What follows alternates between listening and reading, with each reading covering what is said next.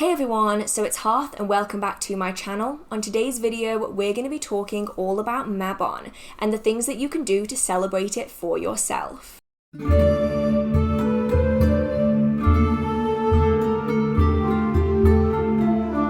Mabon is actually a celebration that I frequently forget. I know, it's terrible of me. I should really remember Mabon a little bit more, but it's one of those awkward festivals where it falls between some of my favourites. It's the second harvest festival, so it kind of gets lost in the middle like that awkward middle child.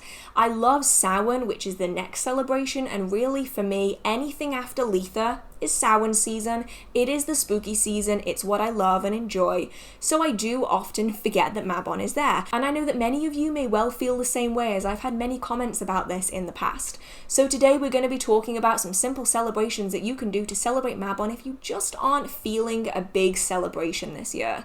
And also, not everyone's able to do a big celebration, not everyone has the energy or the time, the space or the willpower in order to do it. So simple celebrations are just fine. The first thing that I will typically do is set up some kind of altar space. Now, you know me, if you've been on this channel for a while, I absolutely love setting up my seasonal altars. Not everyone is going to have the space to do this, however, so if you just have a small section of a bookshelf, you can do this with your phone or your computer background, you can do a little piece of artwork for it. You're just going to want to add that energy into the space a little bit. Now for me, I love setting up my apothecary table. That's where I do all of my altar setups. So let's get into the altar setup, and maybe it will inspire some of you in the things that you can add into your own altar this Mabon.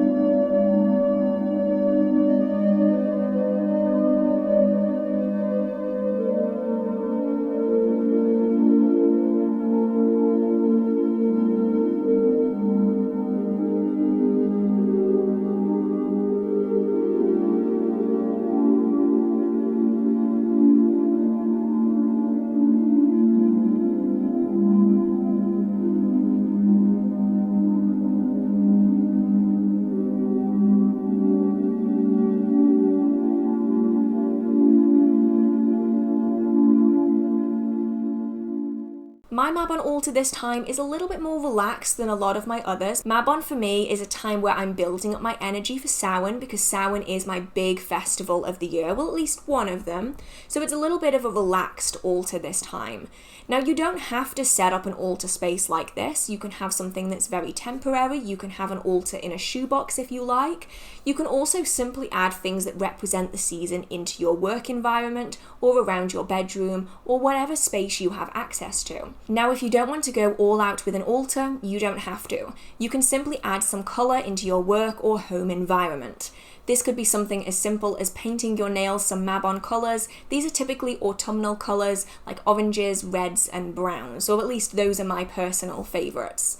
You can paint your nails, you can wear some lipstick, you can wear some eyeshadow, you can wear clothes, socks, you can simply have items around that are a little bit of a colour shift from what you would usually have that will work to represent the season. You can use candles in particular fragrances if you like. Oftentimes you'll be able to find lots of autumnal candles. I know that right now I've managed to get a whole stash of autumn themed candles from TK Maxx in the UK. I think this is called TJ Maxx in America, but I'm sure that you can get autumnal themed candles practically everywhere at this time of year.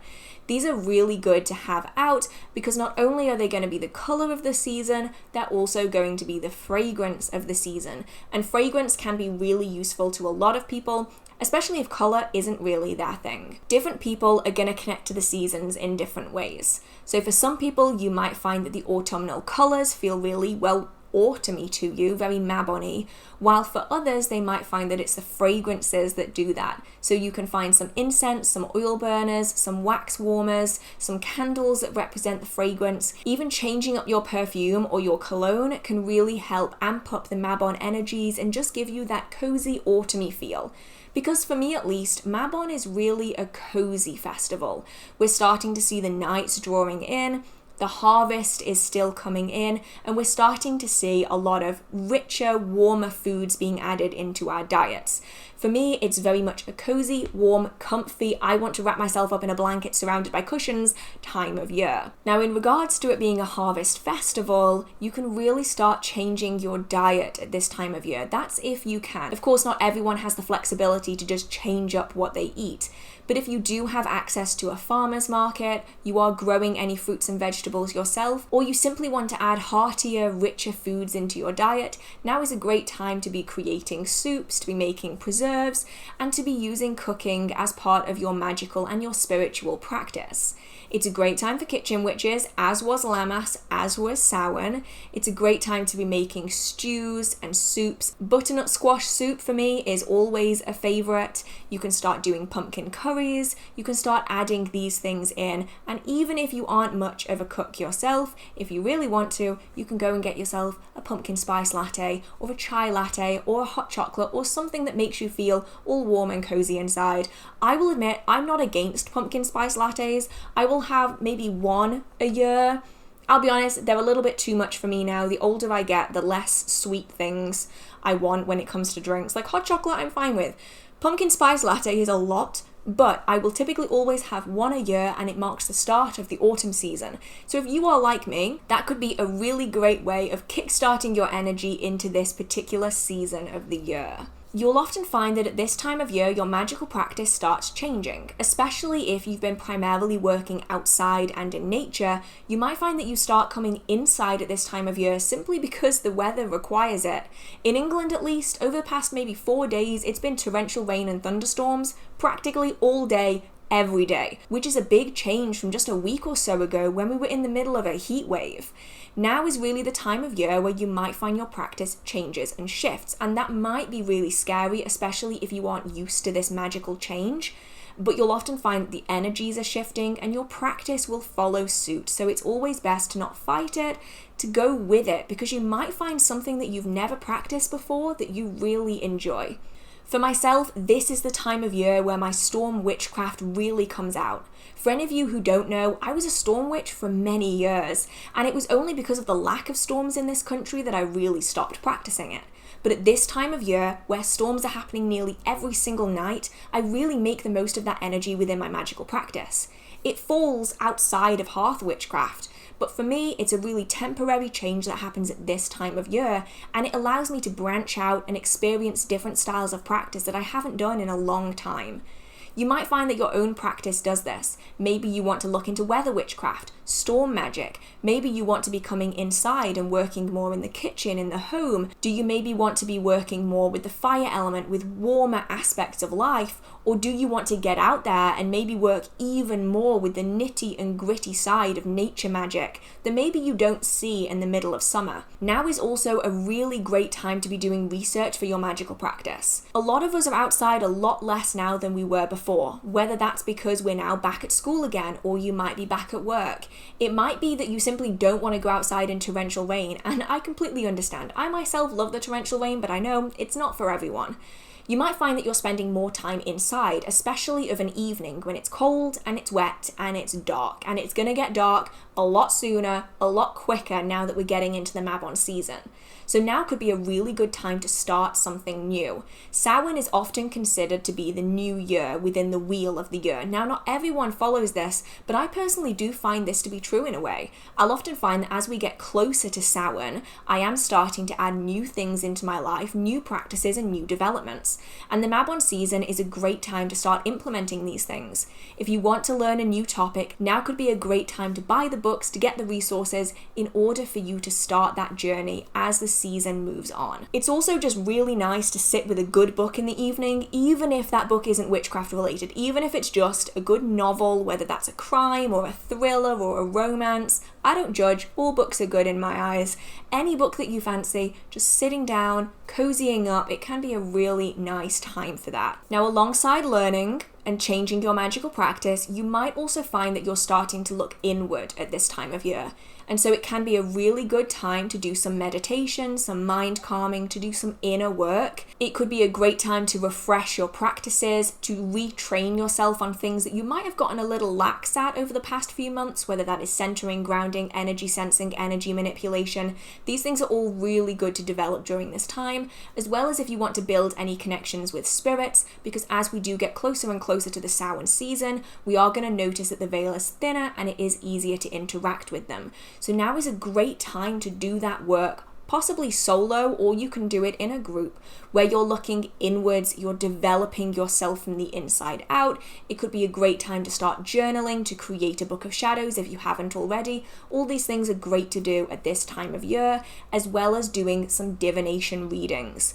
Change is always on the horizon at this time of year. Whether your children have just gone back to school, whether you're just about to go off to university or to college, whether you're starting a new job, change at this time of year seems to be really prevalent. And so it's a really good time to be doing some divination readings on whether or not those things are going to be positive, negative, whether there's something that you're going to want to change, what is going to be coming in the coming year, and trying to make the most of the readings and the insight that you have at this time of year and put that into place as we get into the deeper aspects of the Mabon season.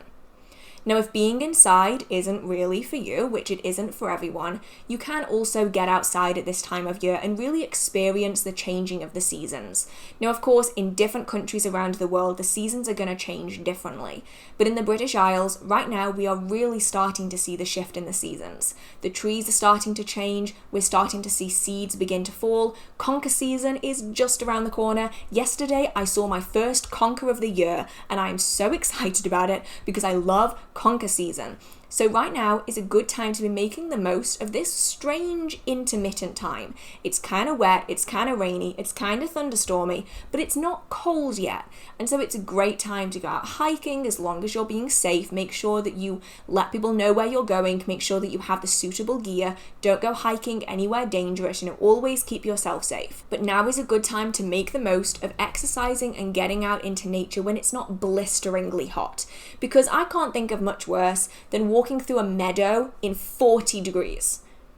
Celsius, by the way, not Fahrenheit. Celsius, which is what it's been like in England for several weeks of this year, which is really unusual for us. So if the heat wasn't for you, getting out at this time of year could be a really good option. While you're there, you can connect with some plant spirits, some tree spirits. I spoke about that in last week's episode, or at least a couple of episodes ago, so if you do want to check that out, I will leave the link in the description box. It's also a good time to simply pay attention to nature, pay attention to how the energy of the space feels. Are different spirits present there? Are you experiencing different fae than you usually would? What is happening in that space that you can pick up on? And you can also go out and collect conkers and other nuts and seeds that you might want to use within your magical practice. I really love using conkers and acorns and everything like that, and every single year I spend at least a week going out in different times of the day and collecting conkers so that I can use them within my magical practice. It's something that I've done for basically my entire life for at least 1 week of the year, and I plan on sticking to it. So as this video comes out, if you live in the British Isles, now is a great week to go conker hunting. I really love hunting for conkers. Just make sure that you're taking the ones that have fallen and you aren't throwing stuff into the trees to get unripe conkers down, because one, that's rude to the tree. It's also rude to the spirit of the tree, and the tree is probably not going to be happy with you doing that. If you do want to work with them in your magical practice, insulting the tree first probably isn't the best idea. This is also a good time of year to be connecting with spirits and deities. Now, of course, the Sabbat is named after Mabon, a deity in their own right. And if you would like or are intrigued by this specific deity, I will leave some links in the description box where you can find out a little bit more about them. Not everyone, however, is going to work with this particular deity. There are lots of others out there who are very closely associated with this season, often those that are associated with the home, the harvest, and also the green man is often celebrated at this time of year because we do visually see the changing in him as the season progresses. So those are all really good figures to work with. You might also want to be making pacts and agreements with familiars. You might want to be creating servitors, connecting with fair folk. Just make sure if you're doing that, you're being safe and that you're leaving the appropriate offerings. There are so many things that you can do when it comes to spirits at this time of year, and it's a really good time to start connecting with them or start working with spirit communication if that's something that you're interested in, because it is going to get easier as the season goes on. Just make sure that you're always staying safe and that you have your protections up, just so that nothing untoward might happen. And then lastly, you can do spellwork and ritual. Now, not everyone does spellwork and ritual at the Sabbats. Many people choose to use the specific days to rest, and I do workings on the Sabbats, I'll admit I do. It gives me a kick up the ass in order to actually do them because I have a specific time frame that I need to do something by. This time of year is really good for your protection workings, particularly as we're heading towards Samhain. The veil is thinner, fae, ancestors, and other spirits are easier to interact with. This might be something that you want, it might be something that you don't want. So at this time of year, it's good to take actions accordingly. It's good to cleanse and then protect the home, to clear out any of that energy that you've had left over from the summer season, so that you can enter into the darker half of the year without having all of that stagnant, unwanted energy. So it's good for cleansing, it's good for protections. It's also really good for new beginnings, new starts, luck, and also study, memory, abundance, anything related to students, whether that be for your children, whether that be for yourself if you're going off to university. It can be a great time to amplify all of that energy and magnify it. And if you are sending children, loved ones off to university or college away from you, you can, if they would like you to, make poppets and other items that you can then use as long distance workings for that person, so that if they aren't directly around you and they would like a little bit of extra assistance, you're able to do that remotely by using the doll instead of having to go to them to do the workings. So those are the super simple things that you can do to celebrate Mabon. Now, not all of them are going to be exceptionally simple. You really can do as few or as many of these things as you like, and you can adapt them according to what it is that you want or are able to do. The important thing to remember is that these celebrations don't have one set way to celebrate them. There are so many different techniques and things that you can do. You don't have to do anything on this list. You can go completely rogue and do your own thing. And as long as you are happy and you are comfortable with what it is that you are doing, then in my book, that is a good celebration. I hope that you did enjoy this video. Let me know what you're planning on doing for Mabon this year. Do you have an altar set up? Are you going to? What is it that you're going to be doing? I would absolutely love to know, and I'm sure that it would give some inspiration to the people who would also like to know. If you do have any questions, comments, concerns, video ideas, or just want to chit chat with the community, feel free to put it down in the comment section. Now, a message about the Discord server. At the minute, we are having a few issues with people not being able to use the links. Unfortunately, it is simply a problem that we seem to be having since we upped the security on the server. If you are having problems, I do apologize. I'm going to try and get it sorted. If you would like to talk more about Mabon though, and you would want to share your altar setups and your decorations, you can do that on the Discord server. The link, as long as it works, fingers crossed, is in the description box. And if you do enjoy the magical content on this channel or in this video, feel free to hit subscribe. I try to post magical content every single week. So with that all being said, I hope you're all staying safe. I hope you have a marvelous magical day and an amazing Mabon, and I will see you in the next video. Bye! I have filmed 2 podcast episodes and a main channel video and edited a video and uploaded a video in one day. My ass is completely numb. I need to stand up and walk around, I think. Oh my goodness, no one is meant to be sitting in the same spot for as long as I have today. So I'm really hoping that all of that goes to plan. If you are waiting for season 2 of the podcast, promise I am working on it. I have a few intermittent episodes that are going to be coming out that are more witchcraft related. So if you are interested in that, keep an eye out. Those will be coming out before season 2. It's just taking me a really long time to script and film and edit because it really is just me doing the podcast. I don't have anyone doing the research for me, so it takes me a very long time. So thank you very much for your patience. And yeah, it's chucking it down again, and I think it's going to thunder again, which is amazing because it thundered during the first filming of the podcast episode, and it was so cool. Like, it just lit this room up. So I'm looking forward to editing that because I want to see that, and I also want to experience the thunder because it never thunders in this country, and it's finally thundering. I feel like I'm a little bit delirious, like I need to do something else and not stare into filming lights, so I'm gonna go do something else.